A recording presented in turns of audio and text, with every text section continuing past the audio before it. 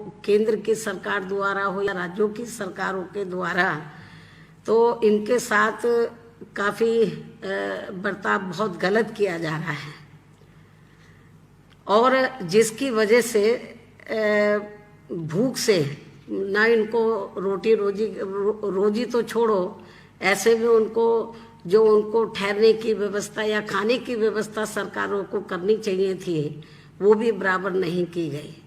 तो जिसकी वजह से तो ये भूख से जो तड़फ रहे, जो लाखों गरीब व मजदूर प्रवासी लोग केंद्र व राज्य सरकारों की खासकर गरीब व मजदूर विरोधी तथा पूंजीवादी समर्थक रवैये से तंग आकर व मजबूर होकर अपने अपने प्रदेशों में जैसे तैसे करके वापस जा रहे हैं।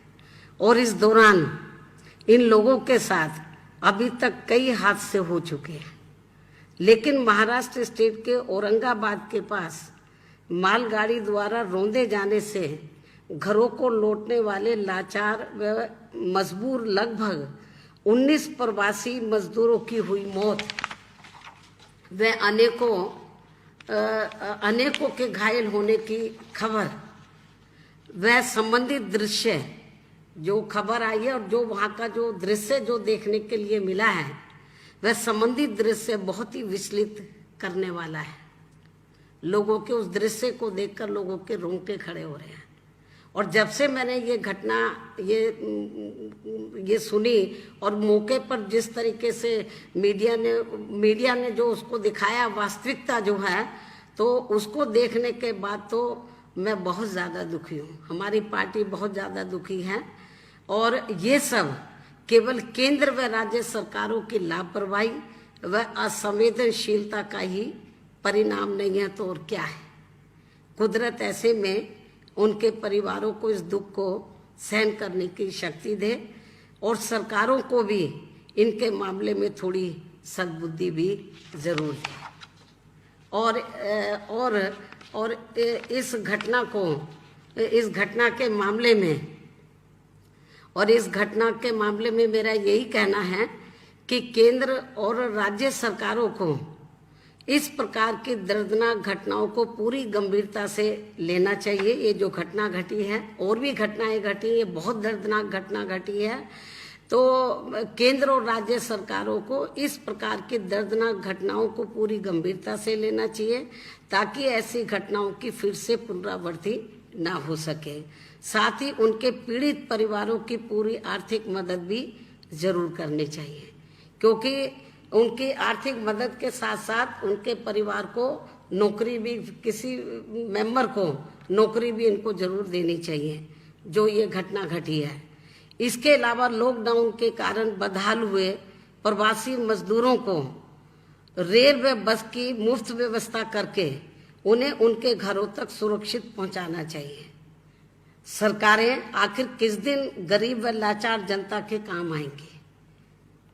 हालांकि इस मामले में सच्चाई ये है, ये जो जिनको वापस भेजने की बात तो की जा रही है, तो लेकिन इस मामले में सच्चाई ये है कि एक तरफ तो सरकारें भूखे व लाचार लाखों प्रवासी मजदूरों से घोर अमानवीय व्यवहार करते हुए तो उनसे क्रूरता के साथ किराया भाड़ा वसूल कर रही है, तो वहीं दूसरी तरफ अमीरों के लिए दयावान बनी हुई है, जो ये सरकारों के गरीब व मजदूर विरोधी व धन्ना सेठ समर्थक आचरण नहीं है तो और क्या है।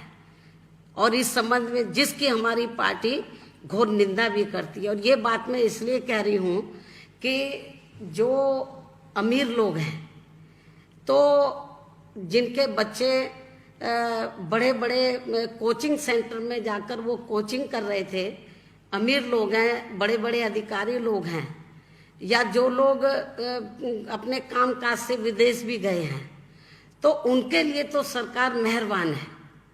उनके लिए बसों का प्रबंध कर रही है, हर प्रकार का प्रबंध, हवाई जहाज भी भेज रही है विदेशों में जो लोग फंसे हुए हैं। लेकिन ये जो गरीब और जो मजदूर लोग जो जिनकी हालत बहुत ज़्यादा खराब है, तो जहाँ जहाँ ये लोग काम कर रहे थे उन्होंने निकाल के बाहर कर दिया उनको, जिन फैक्ट्रियों में काम कर रहे थे। और उनको कोई रहने के लिए भी उनके पास कोई जगह नहीं है, तो बेचारे जाए तो जाए कहाँ ये लोग।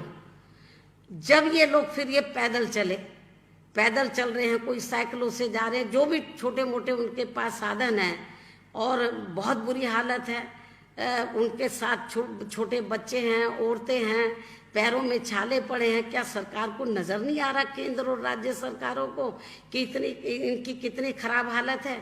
और इतना ही नहीं, मेरा आज ये भी कहना है कि ये जो कोरोना वायरस की जो बीमारी है, तो इसको खैर सरकार ने गंभीरता से लिया, इस मामले में हम सरकार के साथ हैं।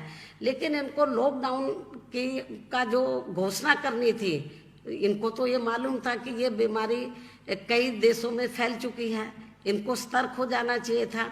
और इनको लॉकडाउन पूरे देश में डिक्लेयर करने से पहले, घोषणा करने से पहले, तो केंद्र सरकार की ये जिम्मेवारी बनती थी कि 5-6 दिन का इनको समय देना चाहिए था, कि हम आपको 1 हफ्ते का या 5-6 दिन का आपको हम समय दे रहे हैं, तो आप लोग व्यवस्थित हो जाएं।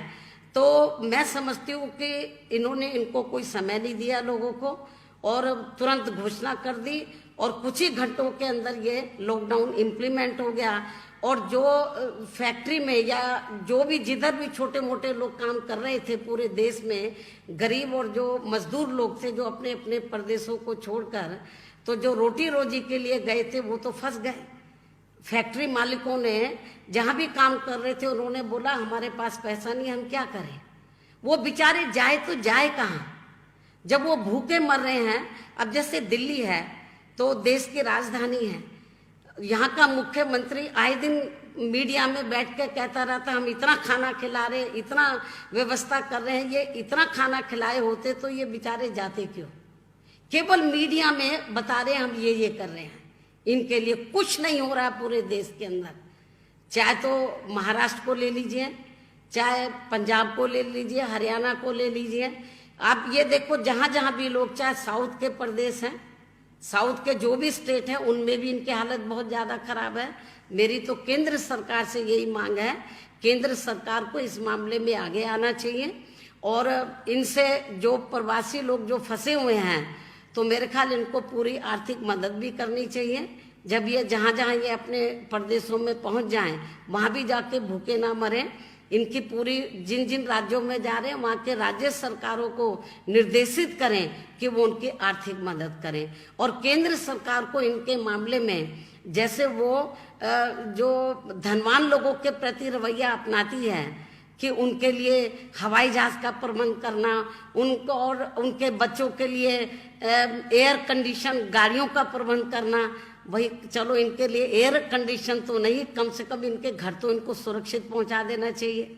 तो केंद्र सरकार को कम से कम ऐसे भयानक समय में, ऐसे मुश्किल समय में, मेरे ख्याल जो गरीब और मजदूर लोग हैं, प्रवासी लोग हैं, मेरे ख्याल मीडिया जो दिखा रहा है खबरें, तो मेरे ख्याल माननीय प्रधानमंत्री जी को, सरकार को जरूर देखना चाहिए, थोड़ी दया करें इनके ऊपर।